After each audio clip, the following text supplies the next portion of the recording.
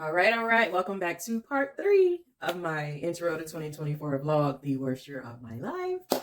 So I left off at the end of 2022 where I had just been evicted out of our place.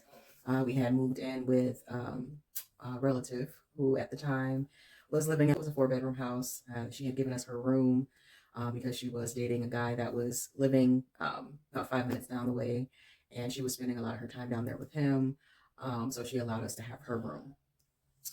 So, yes, that is, I would say, my lowest spiritually.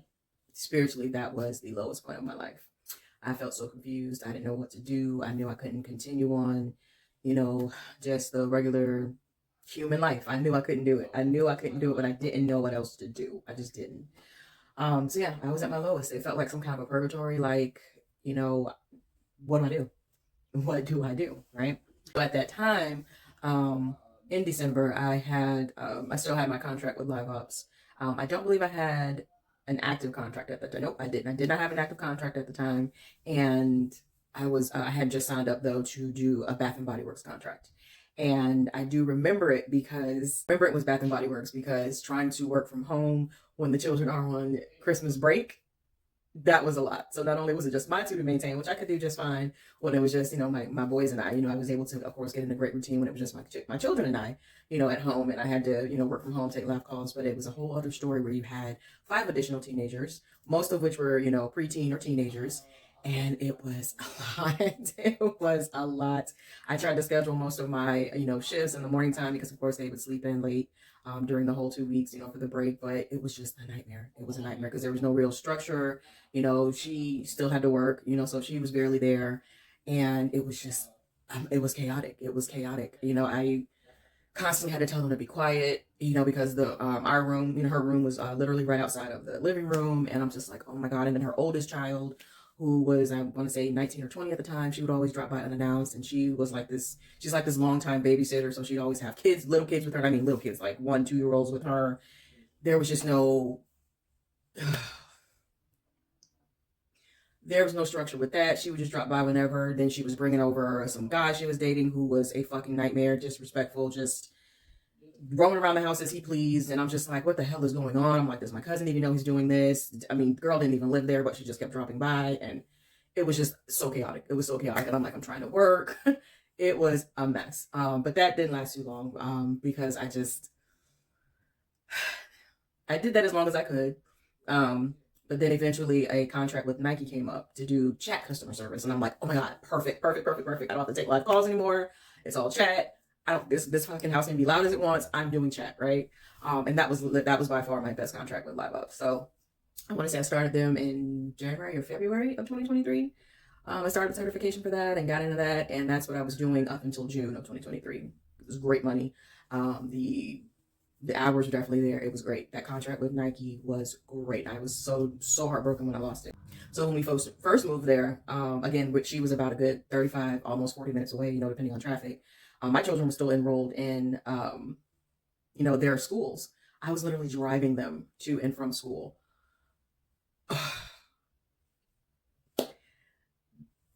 The quickest way to get to their schools, to and from their schools to her house was the highway. And you don't imagine what that's like. 7 o'clock traffic, 8 o'clock traffic. So my mornings were hectic and long. My youngest son, his school hours started, I want to say, at 7:25. And my oldest son, his school started at like 9:30, 9:40, late middle school hours. So there was this big gap between the two of them, right? So I would go and drive my youngest to school, turn around, go right all the way back on the highway, and then go pick up my youngest son and then take him back. So it's like this back and forth trip, these 2 round trips in the morning time. And then by the time I would try to, after I dropped them off, I would go ahead and try to get in some hours, with the job. And then before I knew it, I would turn around and have to be right back on the road, maybe 2 or 3 hours later, to go pick up my youngest son, and then again, turn right back around and have to go pick up my oldest son. But I did let the, social worker at the school know what was going on, so they were able to put in for transportation.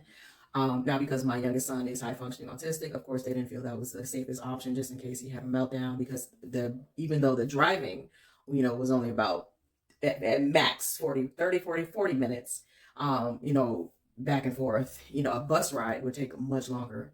And so they just didn't feel that that was safe for him at the time because he was only in 5th grade. And then, because he did have meltdowns, he might get overstimulated, which could lead to a meltdown. They didn't feel that was the safest option. And of course I agreed. So I still had to drive him back and forth to school, but they were able to eventually get my older son a bus. So he definitely had a long bus ride to and from, school for the rest of the remainder of the year, but it wasn't so bad. He would just have his phone with him to watch a movie or something, to get through his days. But eventually my car broke down. My brakes completely went out and I had no money to fix it. So after Christmas, this was right before Christmas break. So I think he literally missed like that week before Christmas break. He missed the whole week of school because I couldn't get him there. And I had no choice but to enroll him into the school that was zoned for where we were living at my cousin's house. And of course that worked out better, definitely worked out better because I didn't have to, take that long drive anymore. And they also helped her out because she had to be to work so early in the morning and her youngest son was always late to school, or, he used to ride his bike and it was quite a way. He used to ride his bike, but then his bike got stolen. So he was walking and then nobody was there to really get him off. So that helped, with him as well, to make sure he got to school. So that kind of worked out great. But having to abruptly change his school, nightmare, of course, because if you know autistic people, change does not work well. So for my 10-year-old son, I'm having to change schools, get used to a whole other school environment, get used to new teachers, new friends, new rules, new everything. It was a lot. So transitioning into that was a headache in itself. It was a nightmare. So of course the phone call started and trying to get him acclimated to his new environment. It was a nightmare. It was a nightmare. It was a nightmare. But we got through it. Now, about a month or two before school ended, my cousin decided she wanted to move. She up and decided, hey, I'm moving, and she wanted to move to another city, like a whole other city. And at first I was a little, nervous about it, but I'm like, what the hell? Maybe there's nothing more left over here for us in the city, in this county. Let's go start over. So I agreed to move with her. So that June, we all moved a couple of cities over. And I said, okay, and I didn't really want to be there. But at the same time, I'm like, I was still kind of battling, like, okay, do we start fresh here or do we not? Do I, go back to our old county? Do we not? So we all moved there. And that was a lot. She got a big U-Haul. Her boyfriend at the time helped. He was very helpful with everything. So we got all settled in, and I think I was there only maybe 3 weeks before my mom found out, that we had all moved, to where we did. And she called me one day and she was panicking. She was like, oh my goodness, how could you guys move away so far? I don't want my grandkids over there. And mind you, my mom and I didn't really have the best relationship at the time. I didn't really hear from her a lot. And, she was going through her normal up and down, issues with her drinking. So I just hadn't heard from her in a while. And so, she's calling me like, oh my God, did you guys really move to where you did? That's far away. Do you really want to be over there? She was like, I just got a place over here. She literally got a place right out in the community, in the neighborhood where we had moved from when we got evicted. And I was like, wow. So she was just like, oh my God, I have a 2-bedroom. She was like, it's literally in the same neighborhood where you guys just left. She's like, I know it'll work out, great, especially, with your troubles that you have with your youngest. She's like, I know you probably want them to stay at the same school. She was like, you guys can have my other room. She was like, just come. She was like, my door is open, just come. Now, of course, I already know what's been going on with my mom. So of course, immediately I'm like, yeah, no thanks. But she really was talking a great game. So of course, I didn't know what was going on with her at that time. I didn't know she had, kind of gotten better with the drinking. I didn't know she had, snagged a job. She had got a place, so she really seemed to be on the up and up. So I said, okay, Mom, I really appreciate the offer, but I don't know.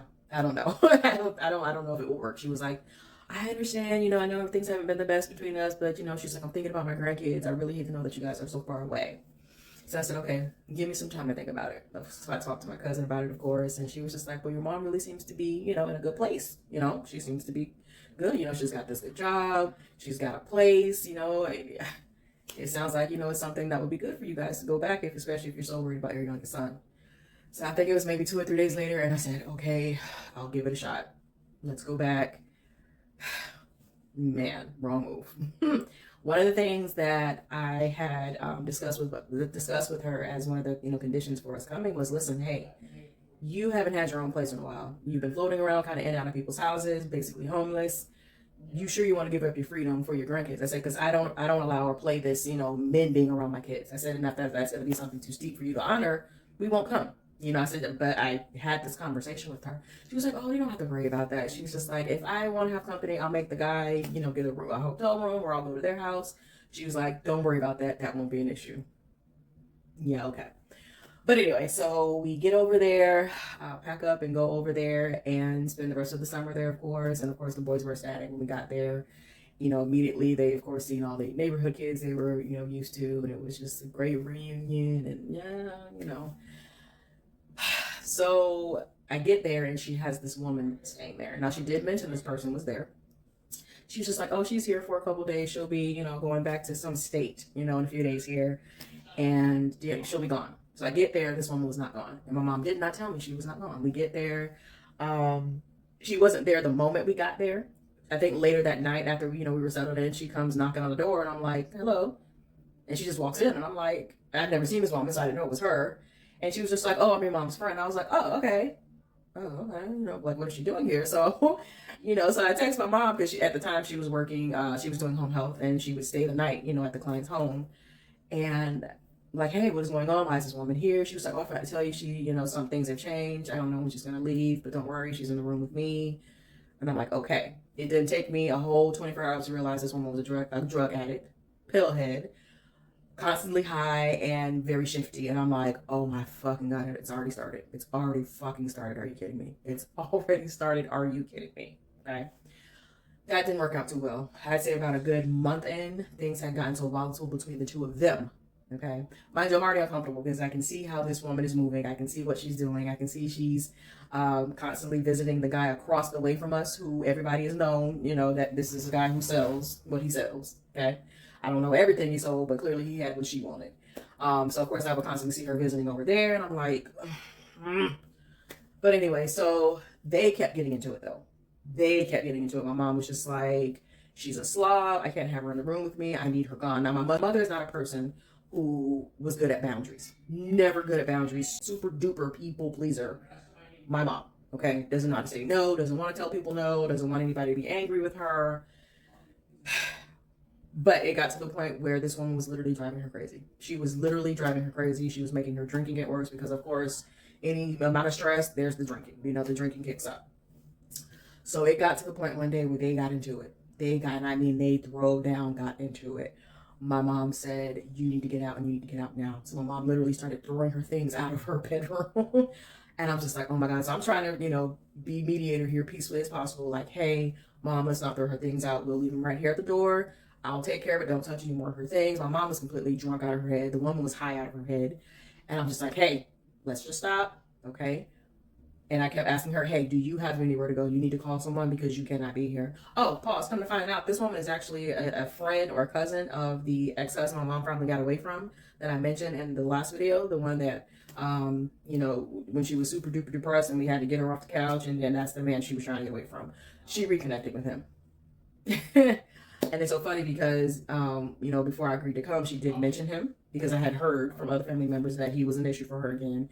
But she was like, oh, he's in jail. He's not getting out anytime soon. You gotta worry about him. But anyway, so yes, this woman that she invited to her home was a connect through him. And I don't know if he was family or just a longtime friend, but that's how she got connected to this woman. Go figure. Because he's a big, he was a recreational user as well. But anyhow, so yes, on that night, I kept saying, hey, you need to find somewhere to go. It's no longer safe for you to be here. It's too much. My kids can't be around this. You got to go. I don't know what's changed with the plans. It's been weeks now. You're still here. You have to find somewhere else to go. So I helped her, you know, I helped the woman get all the things out of mom's room. I wasn't rude to her or anything. I was very calm with her, you know, gently and politely placed all her things by the front door. And I said, listen, hey, by morning, you need to be gone. You need to make a call. So she was just like, oh, don't worry about it. My daughter's coming. My daughter's coming. Okay, cool. When's the daughter coming? She would never tell me. So I said, okay, whatever. You're not going to tell me. Tomorrow you need to be gone. Okay. Well, of course, the next day came. Next day came and there was no signs of her leaving. No signs of her leaving. So my mother lost it. My mother literally went into extreme anxiety mode and started like flipping out in a way I've never seen before. Come to find out, she started taking some of this woman's pills. I don't even know what the fucking pills were, but she was taking this woman's pills and it was making her, I don't want to say psychotic, but like, I don't know. It was really messing with her mentally. And I didn't know in the moment it was happening, but I'm like, what is going on? But it had gotten that bad. And when she started freaking out and this woman was like accusing my mom of taking things. And I'm just like, she's delusional and paranoid. My mom's like, I don't know what you're talking about. She's talking about some SIM card with proof of something, and she was just like, I'm recording you guys. This woman was out of her head. Okay. But anyway, so I called the police. I called the police, come to find out this woman also went out and called the police too. Now we were in an area where the sheriff actually responded to calls, not the local police. Sheriff came out, and I of course explained to them what was going on. And of course they pulled the whole, hey, legally if this woman has mail here or if she's been here more than 30 days, we cannot, we can't make her leave. You have to go through the eviction process. That's the law in Florida, right? So that sent my mother, to hear that, my mother lost it. But I was able to convince the, police, the sheriffs, that I had it under control. I could take care of her. This one, while all this is going on, they had the woman, they had her step outside so they could talk to her, get her statement or whatever. And when the sheriff came back in, it was a woman. I think it was a sergeant actually, not just a sheriff. I think she was some sort of high ranking. And she came back in, and she was a black lady, and she said, "Hey, listen, we've already told you, we can't make her leave legally. But she said, do you think if we leave, there's going to be an incident?" I said, "There very well, there's going to be. You see what's going on now. You see how mother's reacting. Apparently, the woman had been outside talking crazy to the sergeant lady, and so." The other sheriff that came with her brought the woman back in the house, and the lady was still talking crazy and reckless. And I was like, whoa. So because she was still talking so crazy and reckless to the sheriff and the sergeant said, "You know what? We're not doing this. We're not doing this. We're going to take you in." I don't know what charge she was able to take her in for, but she took her in. And come to find out, they actually ended up sending her to some psych place. Yeah. So that at least got the woman out of the house. There was no coming back for her. So now I was tasked, of course. My mom was like, "Please get her stuff out of my house. Get her shit out of here. I can't look at her shit anymore. Okay, cool. So I reached out to my mom's ex, like, "Hey, this is your friend or whoever she is. You got to get her crap out of here. Where can we take her crap?" Apparently this woman was not from where we were living. She was, from a few hours away, or her daughters were from a few hours away, 4 or 5 hours away. I don't know. Apparently, I don't know if she's ever really been in contact with the daughters or if she even had contact with them at all. I don't know the story, but I told him, I said, "Hey, you got to get this woman's stuff." Well, apparently he said, "She's not my responsibility. I'm not taking her crap." So I tried to take the lady her stuff. I found out where she was, what institution she was at, and I tried to take her stuff there. They wouldn't take it. They would not allow her to take it. And I'm like, oh my God. So I said, "You know what? I'm done with this." I knew where this man was living, and I literally went and dropped her crap right on these people's lawns. "You guys deal with it. We're done." So that was interesting. But anyhow, so at that time, because I couldn't find another good contract with Live House, I had lost my contract literally before we had left my cousins. They said that there was a scoring system that we had, and something about customer surveys, and my customer survey percentage wasn't high enough, so they dropped my contract. Broke my heart because that was great money. But anyway, so I had found a part-time job to do work from home. It was through some South Carolina Medicare or Medicaid customer service.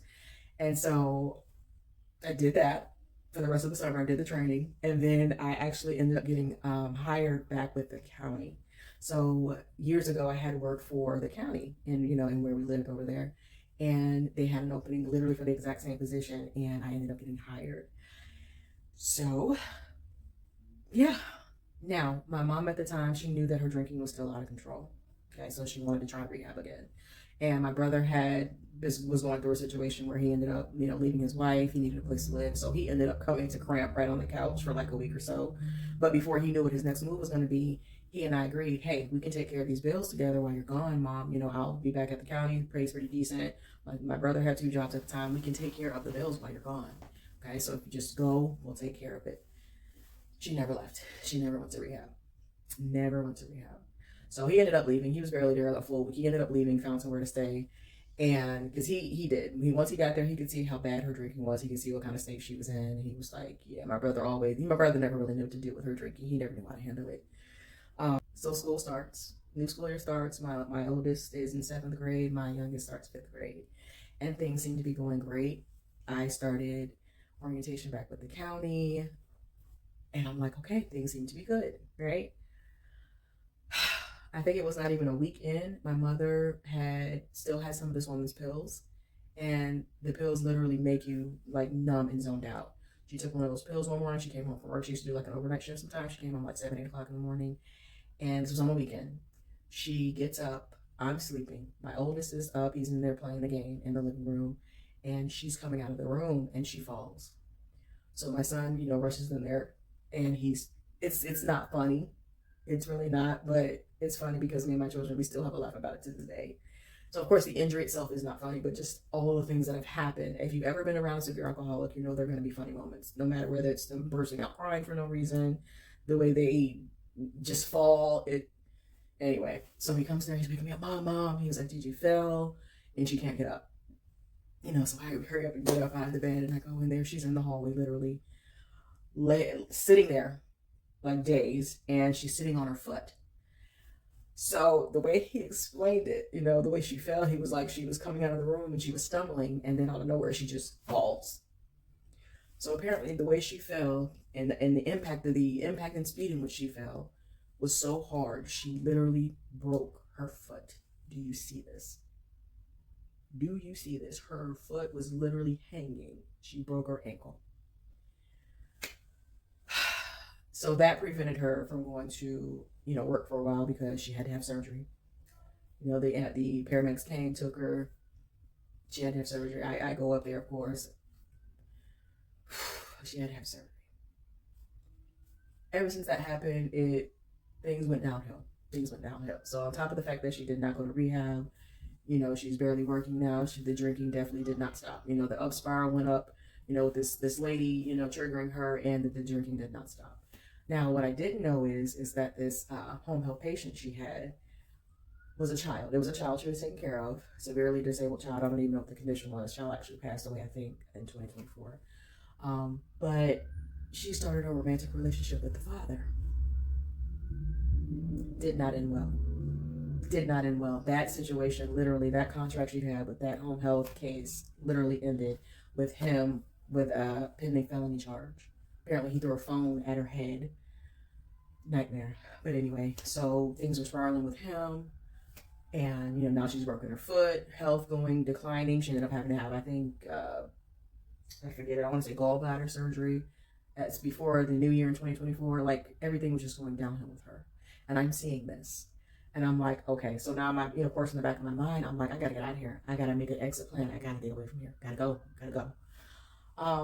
So when I realized she was not going to rehab, it was never going to happen, that, plan was null and void for me. At this point, I am solely focused on me and my kids and trying to get us out of here, right? But of course, I was scared. I knew I was going to have that challenge of, you now have this eviction on your record. How are you going to get a place, right? But anyway, my car at the time, the engine had started to give me trouble. So I went ahead and leased out a car. Lord knows I didn't want to do that. I was like, I went so long without having a car payment. I did not want a car payment. I was like, screw it. I have the money right now. I'm having a decent paying job. Bills are pretty much paid right now. She was able to still maintain the rent. I started paying the lights and the water bill and the internet bill. So, even though she wasn't working, she was able to work up enough to get, bills paid. I think to get the rent paid through December. Okay. But things were spiraling with her. She really did get down to she went into a downward spiral. And she started getting to the point where she was always sloppy drunk. She started having men in the house. 1 week, she literally had 3 different men in the house back to back. And of course, that was a big no-no for me. I was like, what the fuck are you doing? This was one of the biggest things we discussed before I came here. No men here. I got in one of the men's faces. I'm like, what the fuck are you doing? First of all, she's out of her head drunk. This isn't just a little tipsy or buzzy. She is sloppy fucking drunk. Why are you here? I know you see this. Of course, he never came back while I was there. But I knew it was time to go. While all this is going on, my spirit was still fucking with me. You shouldn't be at the job. Quit the job. And I knew it. Within a month, my spirit was already saying, quit the job. Now, it's funny because around this time, I really started following the spiritual advisor, this online spiritual advisor. When I tell you this woman is the truth, the legit fucking truth, more supreme. I know she doesn't really do much of her spiritual sessions anymore. She doesn't really do a lot of spiritual advising online anymore. But this woman is the fucking truth. This woman is the fucking truth. I came across her, I want to say January 2023. That's when I started following her. I started seeing some of her content. But I really got into her teachings, and man, I really went full-fledged, but just like really tapping into her. I want to say a little bit after I started the job. And so, of course, listening to her did not help, but it did. But I say did not because listening to her, my spirit was like, my connection to my own spirit was just strengthening, you know, being connected to this woman. Listening to her teachings and her shit is the fucking truth. I don't care who else is out there. This woman is the fucking truth. You hear me? So listening to her, you know, her teachings and stuff, really tapping into her stuff and really starting to try to do a lot of work on myself. It was just a lot going on at this time, right? So my mom ended up losing the contract, of course, because, you know, things ended badly with the client's father, and she could not get another contract. And the job knew she was a drunk. Come to find out, first or second cousin of hers was working for the agency. I guess she's the one that got her the contract job. They all knew my mother was a drunk. They all knew it. They didn't care. They didn't care. But anyway, she could not get another contract. She was trying like hell to try to work. That's the only, if nothing else my mother had, she had nursing. That was her life. She had nursing. But she could not get another contract. So of course that pushed her deeper and deeper and deeper and deeper into a drinking hole. She really fell into severe depression. Well, come January, she finally decides to go to rehab. She finally made the decision to go to rehab. She coordinated it herself. She found a rehab place to go to. And by that time, I'm already checked out. I'm already fucking checked out. Now, because she was paying the rent and she couldn't pay it, it was starting to fall behind. And I didn't give a shit because my mind was already gone. I'm already trying to figure out what my next move is going to be for me and my kids because I can't deal with this anymore. I can't deal with it anymore. This shit was just disgusting. Like her, you know, of course, her living habits was a bit much. Again, if you've ever lived with a drunk, a severe drunk, it was too much. It was too much. It was awful living with this woman in this condition. And I had to get me and my kids away from it, right? So 2 months, I think, got behind on the rent. And then, of course, you know, the eviction was filed. And I ended up getting my taxes. I could have very well paid it. I could have afforded to pay those bills on my own. It would have been a little tight, but I could have afforded to pay it. But there was no way I could continue living with this woman. There was no way I could continue living this way at all. I couldn't do it. So I want to say maybe the first week of March, the air stopped working properly. So it was blowing out basically hot air. And then eventually the hot water stopped working. And of course, you know, she didn't want to tell the landlord because, you know, they were already evictions already been filed. So me and my kids taking cold showers, it's fucking hot in the house, like, so it was a lot. It was a fucking lot. And things with my sons were not getting any better. I was getting constantly called, of course. You know, and at the time I was having hour lunch breaks. So thankfully, you know, because I was so well loved, you know, by people I hadn't even worked with. A lot of the people that were still, you know, that were working with me when I was there years and years and years before, you know, were always singing my praises. But apparently I had left such a mark that people, you know, that came to work after me and supervisors that came to work after me years later knew of me. And so, of course, I came in with my bright and shining self, you know, wonderful employee, you know, it didn't take me long to get caught up on procedures, you know, but pretty much everything was the same. And it didn't take me long to become a rock star, the shining star that I've always been. And so, because I was so great, of course, they were willing to work with me with my son's situation. So if I did get a call, my son didn't be picked up or he was having a crisis or a meltdown, they would let me leave and I would just leave use that time as my lunch hour. They really worked with me with that, but it was all beginning to be too much. I worked at least 25, 30 minutes away from his school. So it was so fucking much. So I kid you not, I was hearing it so heavy. Spirit was telling me to leave the job. Mind you, I was up. I had applied for a position in billing. The supervisor that was of billing at the time, she actually was one of my own personal supervisors when I worked at the county before, years back. She was dying. She was dying to give me that job. I know she was. I know that job was mine.